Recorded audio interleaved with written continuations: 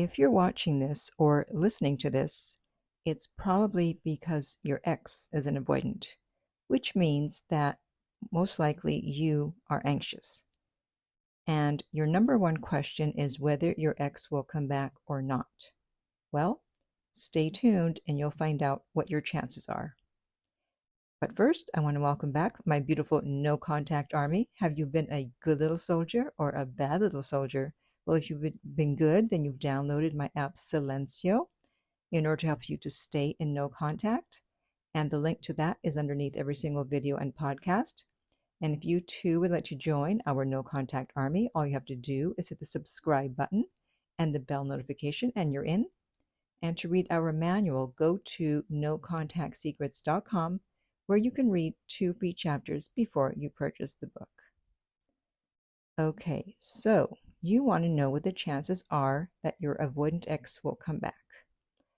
Well, unfortunately, 70% of you will never hear from your avoidant ex again if they do this. What's this? I'll explain in a second. But first, let me give you some reasons why an avoidant might distance themselves from you. It could be depression or low tolerance for social contact, maybe low self-worth and fear of not being able to meet the other person's needs, a belief that the other person deserves better, avoiding emotional discomfort or conflict, or feeling overwhelmed by the other person's attachment or expectations. And I found this list interesting because, as you may or may not know, I'm an avoidant, and I don't distance myself for any of these reasons, actually. If I find that I'm getting overwhelmed by someone's attachment or expectations, I'll say something, but very briefly, just something like, hey, back off. Hey, I need my space. But otherwise, I distance myself when I see that I'm not a priority for the person that I'm dating. If I feel that I'm not that important to them, or I'm one of many, or they're not that interested, or they're losing interest, or they have lost interest. So literally the minute I feel that, the second I feel that, I immediately deactivate and pull away without any notice.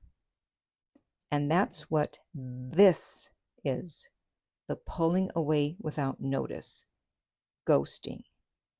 If your avoidant ghosted you, only 30% of you will ever hear from them again. Now, you can certainly reach out to them and they may respond. However, if you don't ever reach out, 70% of you will never hear from your avoidant again. So let's define ghosting in order to make it very clear what I'm talking about. Ghosting means that they just disappear from your life without any notice. They stop answering your texts, they stop reaching out, they disappear, they become a ghost. Most avoidants will ghost. Now, a few of them will do the slow fade when suddenly they're not as available to talk or to get together. And before you know it, they too are a ghost. And after an avoidant has ghosted, they do something else, which you're not going to like. And that is they minimize your importance to them. They rewrite history. And while you think that you may have shared some great times and amazing moments, in their minds, they make it unimportant. This is what allows them to stay away and move on, because if you really weren't that important, then what's there to go back to? What's there to miss from an avoidance point of view? So if you have an anxious attachment style, I know you want closure, but more often than not, you're not going to get it with an avoidant. Avoidants don't care about closure, either giving it or getting it. So I would suggest you read the book Anxiously Attached by Jessica Baum in order to help you with your anxiety and hopefully be able to move to a more secure attachment style. And I'll put the link underneath the video and the podcast. So I'm sorry, I know that a lot of you are upset at hearing these statistics, but as I always say, the truth will set you free, but first it will piss you off, and sometimes it will make you cry. So I don't want to leave you sad, and therefore I have two short success story comments to uplift you. And the first one says, just to let you know, my avoidant girlfriend and I broke up on November 30th. On March 16th, 105 days later, she made contact. I didn't want to get back with her, but the point is this.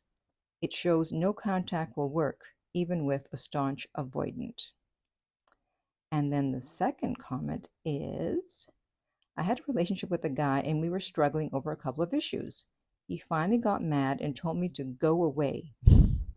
Go away, which I did with sadness. I didn't pursue him or wait for him. A couple of years later, I was 1 month away from getting married. He walked into my work at lunch to tell me I was right. It took him 2 years to figure out she was right, and that he wanted to reconcile. He was a good guy, but unfortunately, it was too late. Would I sit around waiting for years for someone? No. But my point is that there really is no deadline for someone to return to you. She's right. Okay, so hopefully that was helpful for you, that uplifted you a bit. So now I want to hear from you. How long have you been in no contact and how is it going? And in the meantime, if you'd like my help to get your ex back, especially if they're an avoidant like me, you can contact me at theartoflove.net and we will send you the rates. They are not on the website, and the direct link is below every single video and podcast. If you found this video helpful, please like, subscribe, and share.